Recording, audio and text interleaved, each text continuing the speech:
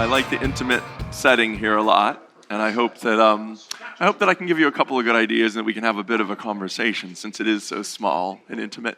But what I'd like to chat with you about today is about emotions, and the spin that I'd like to put on that is if you're trying to win as an organization, if you're trying to build an organization that has a competitive advantage, what sort of emotions might solve your problems? So that's the unique spin I'm going to try to put on this.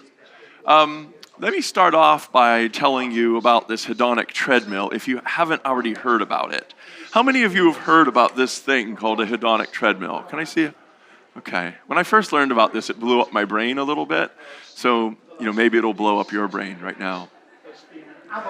Let's try. Did anybody fly kind of far to get here? How far did you fly today? How far? How long did it take? Anybody can beat 5.5 hours? You got 7. Can we beat 7.5? Where is yours? Dubai? Okay. Well, let's take any of these. You can all play. How long do you think that, do you have children? Who has some children out of you three? How old? I want young kids. Who has a young kid? Fine, let's take 16. And where did you fly from? Okay.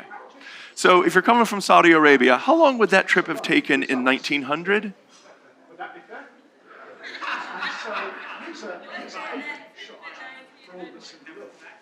Well, I don't think the camel's going to go through the ocean.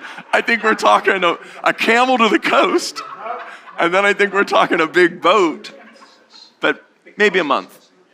The thing I want you to get inside your head, though, is this. In 1900, not so very long ago, the trip to London might have taken a month here, and then a day at a conference, and then a month back. So this had better be a really good conference. And the really important thing for you to be thinking about is saying goodbye to a 16-year-old. And this is the part of it I want you to live a little bit. When you're saying goodbye to your kid, and you're not going to see them, any loved one, you're not going to see them for, say, 2 months, 2.5 months, depends on the weather, you get that heavy feeling, and you're not going to be doing reach back. You're not going to be using a phone to call them. You don't have FaceTime. You're just not going to see them for a while. And just imagine for a moment if somebody had walked in front of you and said, we'll have you there today. We'll have you there in 5 hours. Think about how it would blow up your brain in terms of what was possible. You wouldn't believe such a thing was possible. But then what happens today when we land on time, basically at Heathrow, and they've saved us month and a half of time. We were in space.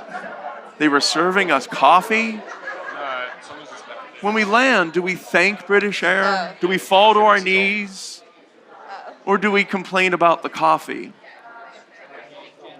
Do we say, the service wasn't that good?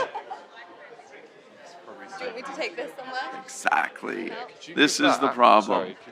And this is this hedonic treadmill, which is when we first experience something revolutionary that completely changes what we thought was possible. We took a trip to space and they served us coffee. Our brains very quickly adapt to that and it just becomes normal. And the question becomes, why doesn't the Wi-Fi stay in place? Why can't they be more authentic when they welcome me on board? This has huge implications for how we live. We're not going to get into that. But it also has huge implications for our organizations because all of our customers have these hedonic treadmills. And if all your company is doing is taking people in a machine that takes them to space, and you figured out a way to get oxygen up there and land safely and not lose luggage and save months of their time and give them free little drinks, get in line. There's a lot of companies that do that. Do you have Wi-Fi that doesn't drop out? And so this idea of thinking about companies that die, that don't make it, that don't stay relevant, is a really important one. And that's not really news. We know that that's the case, but when you see some of the icons and some of the organizations that are falling one after the other now, and you start to think about the sorts of changes that we already know we're going to have to cope with, you have to start thinking about how will we do that? How do we build an organization that will allow us to cope with these sorts of uncertainties? And that's my lead in some ways. I don't surprise that any of those things, I don't think those are new to you. I don't think those are things you would have never seen before. But I would say that there is a classic tension that it brings up. And this is the first little area where I want to kind of delve in a little bit. I want to delve in because on the one side of this, it's called a teeter-totter or a seesaw. We have what large organizations need in order to survive. You make promises to customers, you have to fulfill those commitments. The government creates regulations that says you have to do it this way. Your organization might have 40,000 people, 60,000 people, 100,000 people. It's a city. You have to have policies and ways to bring a consistency and a standardization to that. So that doesn't make you evil. It just means you have to run the organization. But what we have to remember is there's a certain set of emotions that allow you to exploit that. And since about 1880, when we sort of invented the big organization, a lot of that has been fear. Before that, it was slavery, when it definitely was fear. Paid slavery is kind of the same in some ways, but rather than physical abuse, it seems we're using fear, anxiety, to make sure that you don't worry or that you worry about losing your bonus or that you miss making the promotion. Fear is good for this in some ways because fear as an emotion targets and channels our focus and makes us kind of reliably anxious about a very small thing. What companies originally did is, again, going back to 1880 or so, was they broke the job down into tiny little activities on assembly lines. And this was by design. They didn't want you to innovate. That was called mistakes. They didn't want your self-expression. We can replace you easily. We want you to be part of the machine. Well, that approach to building a competitive advantage might work if the world doesn't change a lot. If a smart person at the top, usually a white male, figured out a new way to build an organization, say Henry Ford, they might be able to wring value out of that technique or that process for 15, 20 years. They sold the Model T in only the color black for 13 years. Organizational change didn't happen quite as often. To the extent that organizations are changing a lot quicker, and to the extent that we're going to have to adapt and be agile, and we can't wait for a 2-year rollout from the top, we might want other things out of our organizations and other things out of our employees.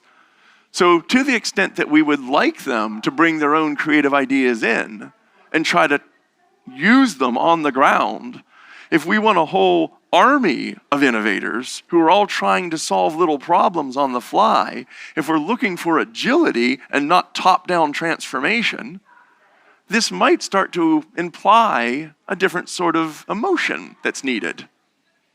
And the idea of people like you creating organizations, designing organizations where the right emotions are in place might become part of the competitive advantage of your firm.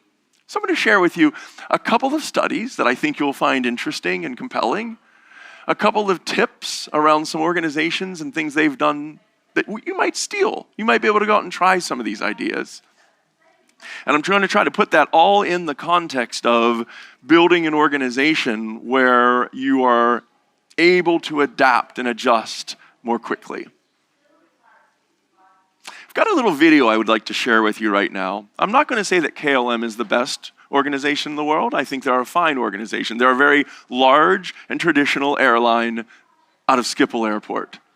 But they tried a little experiment recently, and that's what I want to share with you, that maybe took some employees out of the iron cage in some ways. The iron cage is what Max Weber called this organizational bureaucracy that seems to make everybody into a little cog into a machine, removing purpose, removing self-expression, dehumanizing. And they tried this little experiment that I want to tell you about where a person that was in one of my classes who worked at Schiphol Airport went to his team with a budget of 10,000 euro. And he said to them, "Are any of you really into social media?" And he said lots of the hands went up. Out of 110 people, he said about 100 of the hands went up. They're using Facebook and Twitter, but they're also using Instagram and something called Foursquare, which I still haven't used. And with all those hands up, he said, would any of you be willing to help KLM become a social media airline? Would you help us start to use social media to connect? And he said, a lot of the hands went back down. But the question is, how would we do that? And he said, well, I don't know, because I'm a dinosaur and I don't use social media.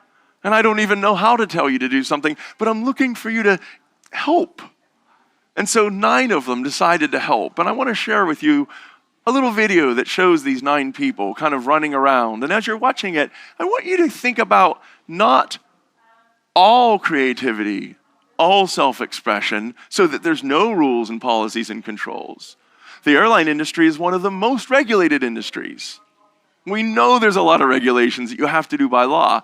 So I want you to think about not this, but a balance of the two, and how organizations and leaders can encourage that balance. So let's take a look at this. Happiness. Is it contagious? Can it really be spread? Can it really make a difference to a person's day? Like really? We kunnen het vragen, weet je. Could small doses of happiness be delivered like a message in a social media bottle to unsuspecting travelers at one of the world's busiest airports? And make a likable airline even more likable? We were curious to find out. Welcome to KLM Surprise. Armed with our social media toolkit, our little experiment began. First job, find KLM passengers who had checked into their flight via one of KLM's Foursquare locations or left a message through Twitter. Second job, search their social profiles.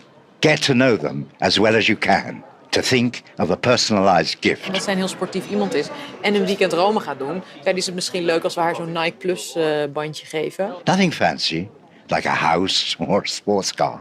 Just small stuff. Carry-on size stuff. Third job, hunt them down and deliver the gift.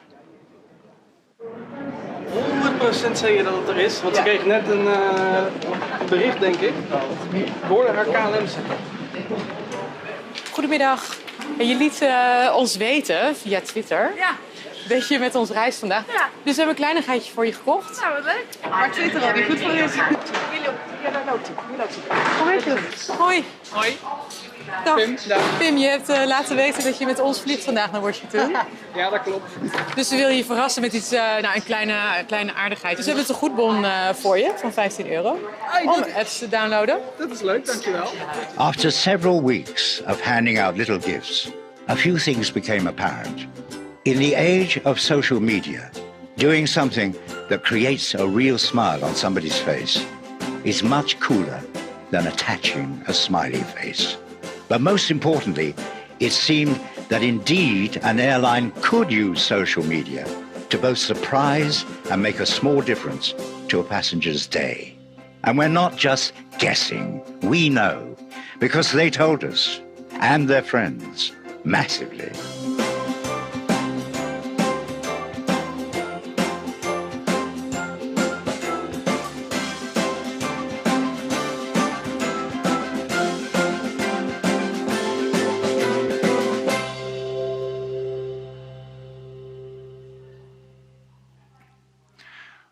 Okay, so if we're back in this frame, what they still did was run an airline. What they still did is travel around and get people somewhere on time. But if you think about that team of 9 people that spent €10,000, what kind of emotions do you think they felt as they experimented and explored with this? What's one of them? One of them was you feeling a positivity. Why? Some of it's because you're using an idea that you came up with to impact somebody else's life in a positive way that you can feel, you can see. That's one thing. What other emotion might you feel? Yes. Personal involvement, getting your hands involved, not being told what to do, but exploring the space on your own. What it does is it ignites a part of our brain around excitement, around enthusiasm, and around the word zest. How many people know the word zest? I don't mean like making a cocktail. I know where your minds are. Zest would mean having an approach to life that it's an adventure to be lived instead of a chore to be gotten through. So it turns out there's a part of our brain that's dedicated to this, and it's the topic of my new book. It's called a seeking system. There's a fear system, and that fear system narrows. There's a seeking system, and it opens us to exploration, to play, to trying new things, to learning. Dopamine is the active ingredient. I bet a lot of you have learned about this already. But I'm intrigued by this. I'm intrigued by the idea that evolution has hardwired within us a solution to organizational problems. And I'm intrigued why so many organizations shut it off and put people in an iron cage in which they're not allowed to invent. They're not allowed to try new things. They're not allowed to fail. So that is something I want to spend a little bit of time sharing with you and kind of maybe enthusing you a little bit about this idea and maybe giving you a couple of practical tips around this as well. So I'm going to give you a test right now. It's going to be a little bit intense for you. I'm going to put a bunch of words up there, and then you have to, as quickly as possible, tell me what those words refer to, and then the first person who can tell me what they refer to gets a little prize, okay? On your marks, get set, go.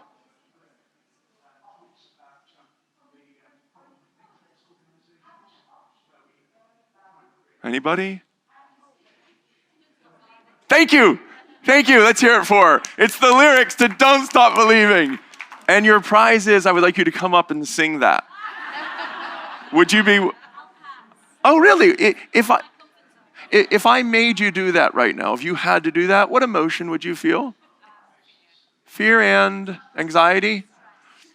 Stress, anxiety, and fear. Allison Woods Brooks, professor at Harvard University, did a really cool study where she made people sing karaoke, the Journey song, Don't Stop Believin'.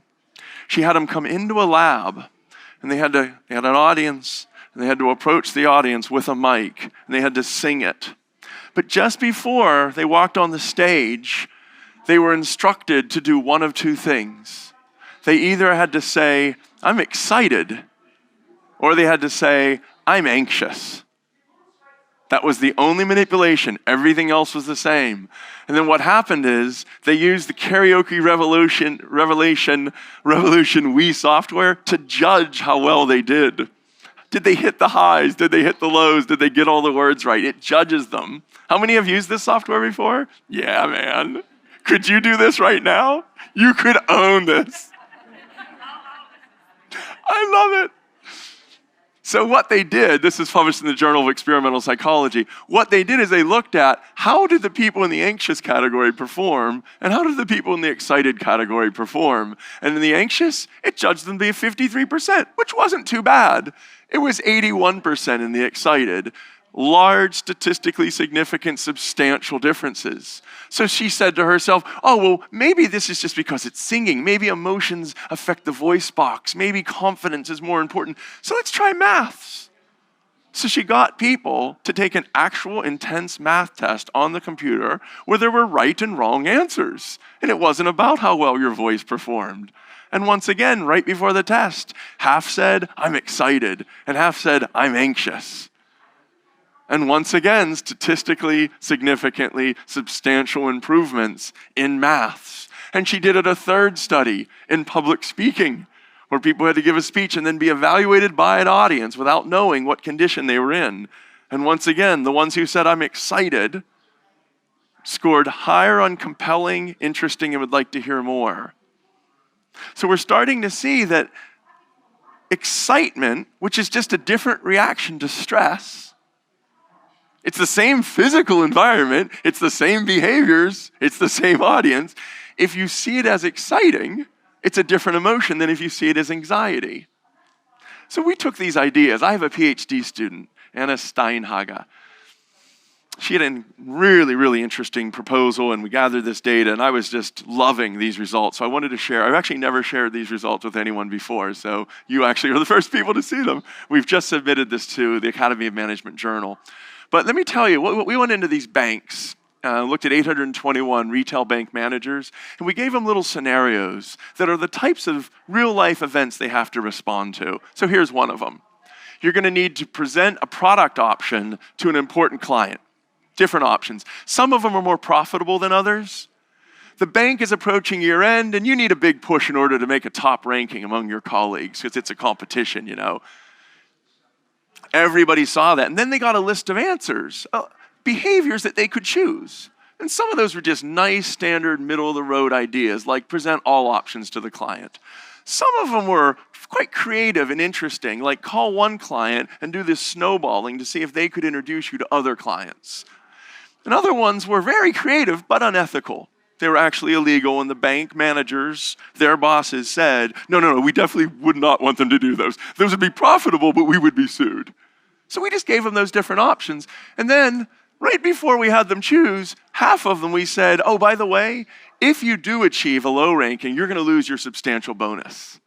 And in half of them we said, and if you achieve a top ranking, you're going to receive a substantial bonus this month. We measured their excitement and we measured their anxiety. And in the regression we controlled, we put both of them in there. And what we found in terms of if they picked the creative legal behaviors, anxious, 53%, excited, 61%. Statistically significant, somewhat substantial. Since this time, in my book, I'm now just feverish with this. I found about 25 studies that would replicate this in psychology and business, in sport.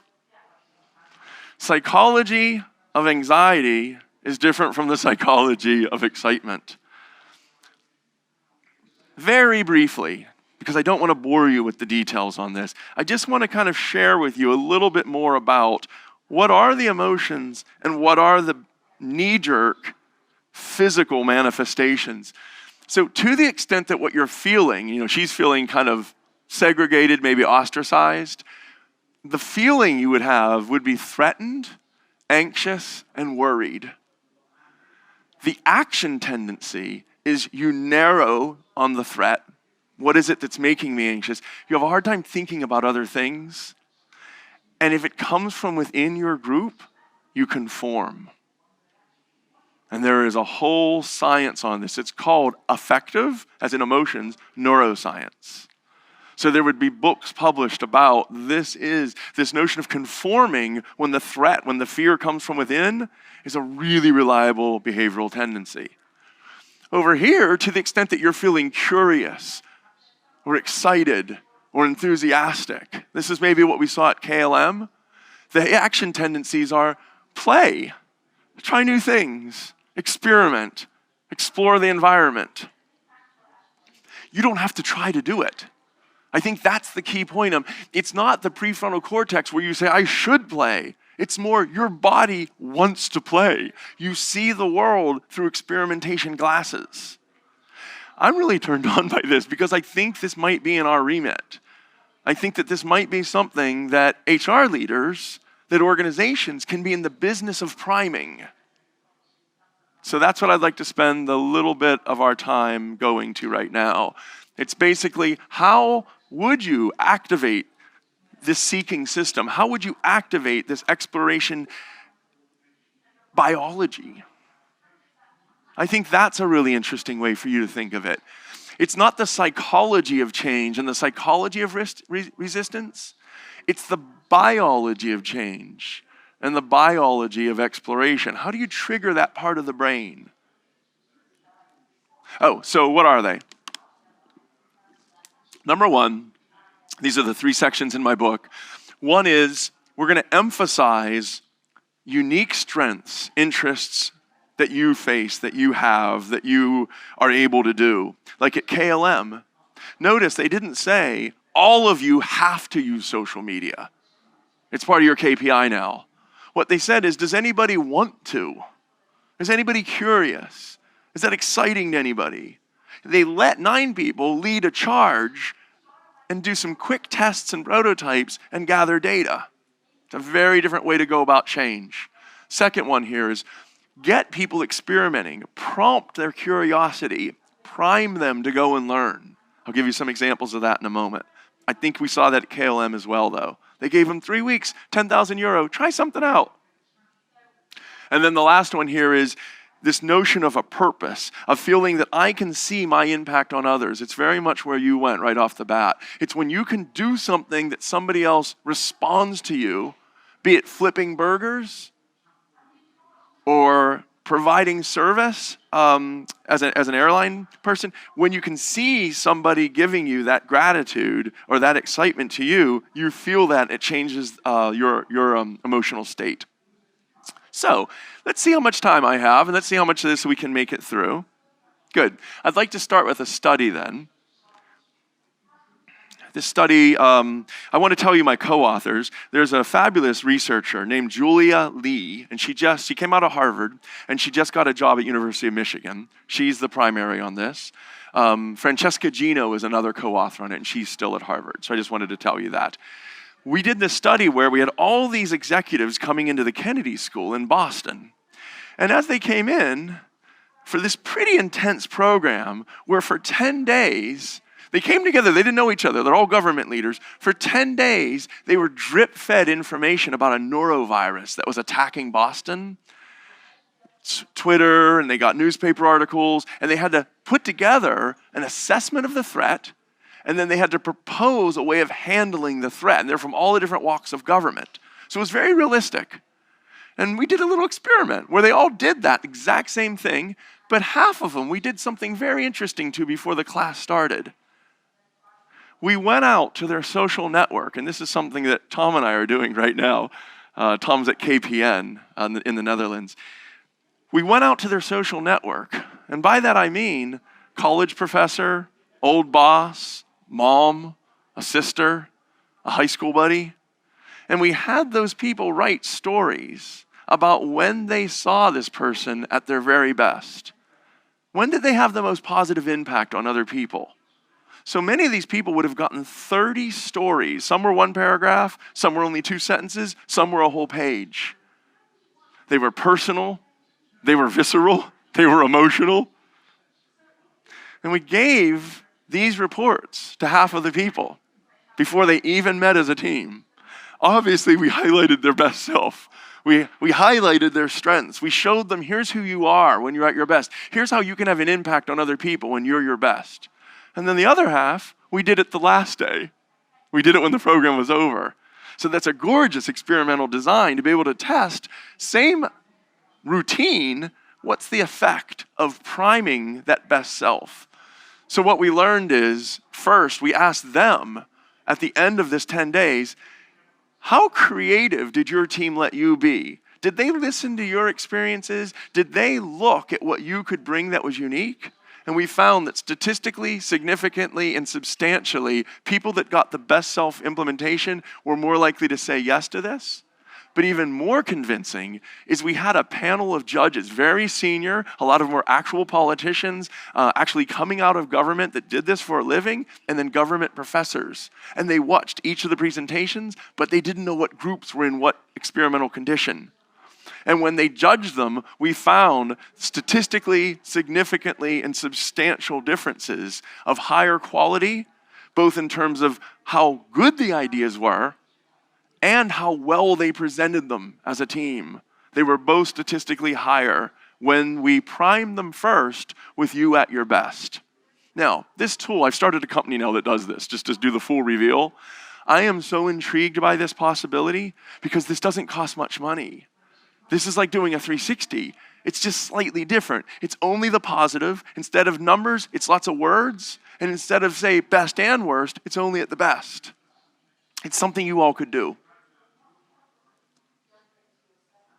A second thing that I'd like to share with you right now is this concept of creating agility, but not fragility. And what I mean by that is this notion of experimental safe zones. Again, a little bit like you saw at KLM, but I want to give you another example of this now. My guess, given the people sitting in this room right now, a lot of you have heard about this sort of thing. This would be the idea of like Google Time would be an example, or like 3M's bootleg hours, or ship it days down at Atlassian Software. Dan Pink wrote about that. I bet you've heard about this. Well, I tried an experiment recently that I wanted to share with you, and it's at DealLogic, which is a city firm right here in London. Has anybody heard of them before? Software programming for big, big financial institutions. So like if Goldman Sachs is going to do $1 billion deal, all of the programming, all the behind the scenes, all the back office goes to Deal Logic, and they have to do that deal perfectly. So here's what happens. They've got these 200 programmers. Half are here, half are in Budapest. At noon on a Thursday, we stopped their work and we just said, for the next 24 hours, you can work on anything you want, with whomever you want, wherever you want. The only rule is in 24 hours, we're all going to come back here and every team's going to present, here's what we tried and here's what we learned. So they did that. In Budapest, a lot of people stayed all night. They didn't go home. Here in London, lots of people were still working at 10 o'clock at night. When I interviewed them, several of them said they'd never had that much fun at work. The next day, they presented prototypes of new ways to communicate with clients, new ways to use software systems, new ways to do billing, all these different ideas. And a panel watched. It was the CTO, the COO, and the general manager. And they all listened to these ideas. And the ones that they really liked, they funded, but not with money. They funded it with time. They said, we love what your team of 4 people put together there. That initial prototype, we can see there's legs in that. Next week, we want you to spend 20 hours. Take it away from your regular time and do that. And within 3 weeks, that was a viable program on 3 different phone platforms that was actually being used. A lot of the different ideas that were pitched were put into use the very next week by those people. The people felt thrilled. They felt involved. They felt they owned it. Exactly. They were exploring their own mission. They solved their own problem. They wanted to do this stuff. I was thrilled about these findings. So we're now doing that twice a year for them. And it's free.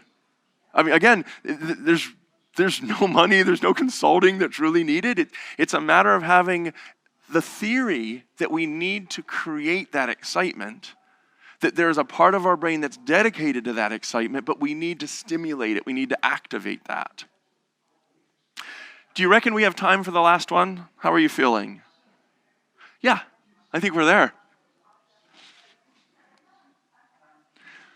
The last one has to do with the why of work. It has to do with the purpose that we feel when we create value for somebody else. When we have a positive impact on somebody else's life, it's a turn on for us. The Industrial Revolution completely got in the way of that by design. The whole goal of assemblies was to make the smallest possible task so it was easy to replace people out. So removing purpose and removing the touch with the customer and the final use of the product and the whole value chain of production, that was intentionally disrupted. And again, you didn't want creativity. You didn't want positive emotions. You wanted focus and reliability. Now, if we're looking for creativity and we're looking for people to innovate and be agile, it's much more important for them to understand the why of the work in a way that transcends money. I don't know if you went over to Linda's talk. Recently, she's just upstairs now, she talked about how the old way of thinking about work is, I do a lot of stuff that I don't like at all because I want the money, and then I'll use the money to buy things that make me happy. Another way to think about that is, there are things that I can do at work that make me happy. And we can think of, yes, there's going to be money and you pay people to work, but that might not be why they do it. So let's take a quick look at a study here. This is by my friend Adam Grant, who's really become quite a celebrity with his most recent book, The Originals. I'm really proud and happy for him. He also has an incredible book called Give and Take. Have any of you read that? It's really, really good. If only my book could be that good, that's what I would say. This comes out of his first book. What he did is he went into some call centers where people were trying to earn money. They were trying to call alumni of a university and just get money for the university. And this is tricky work because you're bothering people for money, but you're not really giving them anything, not even a product. So you get a lot of no. Maybe you get 9 out of 10 no's. Maybe you get 12 out of 14 no's. Pretty much all day long you're on the phone getting no's. Very difficult work. So what he does, they call him in, they say, can you help us make more money? He goes in and he randomly divides the callers into one of two groups. Let's say that you are callers. And we'll put you in one group and you in another group. Randomly, with you folks, he has this lunch and learn where he buys you pizza, very nice, and over the course of an hour, you talk about best practices. What's a good way to call people? Like one thing that works is you try to smile while you talk. When you smile when you talk, the customer hears that difference, and there's actually some evidence suggesting that that works. So you talk about best practices, and then you go back to work. With you, we also get you pizza, same hour, but instead of talking with you about best practices, we bring in a scholarship student. We bring in somebody that actually received some of that money that you earned. And somewhere in that hour, he says something or she says something. He or she says, I just want to thank you for the work that you do because I couldn't afford college and I'm here because of you. That's it. No hugs, no group tears. It's just, instead of giving best practices, they connected you with the end user. Then he's clever enough to have pre- and post-experiment data on how many calls did you make during your shift. Because it's a numbers game. The more calls you make, the more money you're going to make. And then also, how much money did you make? Now, with a setup like this, we can infer causality. We know that Adam caused whatever differences we see, and those differences were enormous. In terms of how many calls, of course, they were the same before the intervention because it was random assignment. They were the same group.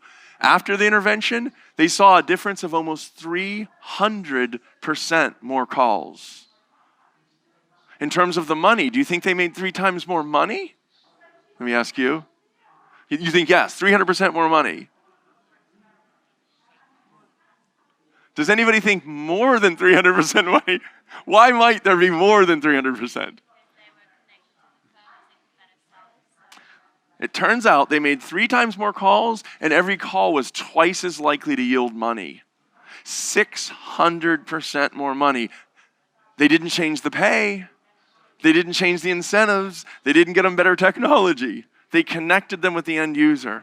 There was a paper that just came out last year where burger flippers, half of them, they gave monitors where they could see the people they were serving.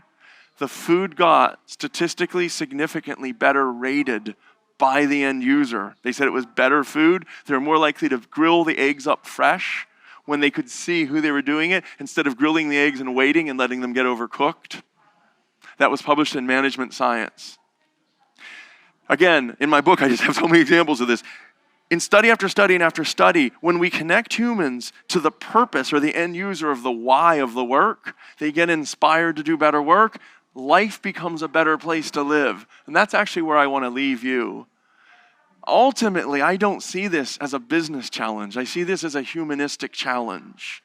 I see this as a golden age of emotions, where not long ago, companies had a competitive advantage when they used fear to scare people into focus. Due to the fact that changes are happening so often, and the agility that you need and the innovation you need at all levels, it's the wrong emotion for a competitive advantage. If I can leave you with the thought that the emotions of competitive advantage have shifted and that the new emotions feel better, it's a way for us to all put a bit more living into lives while helping the firm get what it needs anyway. So I think that's it. I'm happy to take questions, but these are the ideas I wanted to share with you. Does anybody want to ask a question, thought, comment, or are you sort of more interested in some brownies? Thank you.